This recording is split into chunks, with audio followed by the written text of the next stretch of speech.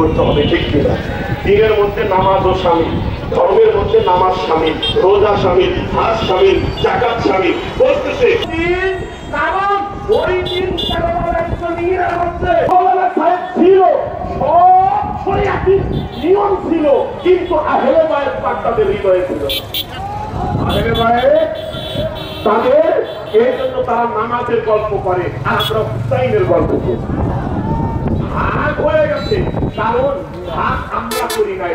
হুসাইনকে যে পেল সে দিনই পেয়ে গেল, হুসাইনকে যে পেল সে নামাজও পেল, রোজাও পেল, হজও পেল, জাকাতও পেল। নামাজ নিয়ে থাকো, তুমি মুনকার নাকিরের কাছে ধরা খেয়েও যেতে পারো, ঠিক কিনা? যখন থাকতে পারে, আমার কোন থাকতে পারে, মুনকার নাকির তোমাকে ঠিকই চিনে নেবে। এটা আশিকে হুসাইন, এটা আশিকে হুসাইন। মালাকাল মউত তোমাকে জানতে পারবে তুমি আশিকে হুসাইন। কারণ ফেরেশতা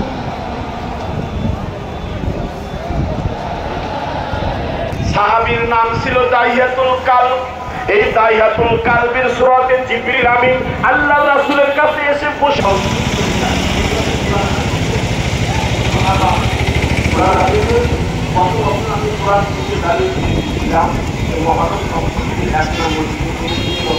যাব না, সাহাবীদের খবর রবিবার দিয়ে সাহাবীদের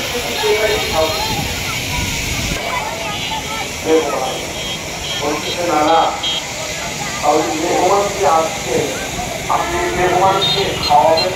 ফেরেশতা জিবরিল আমিন ওনার বুকের মধ্যে, মনের মধ্যে, চেহারার মধ্যে খেয়াল করেছে।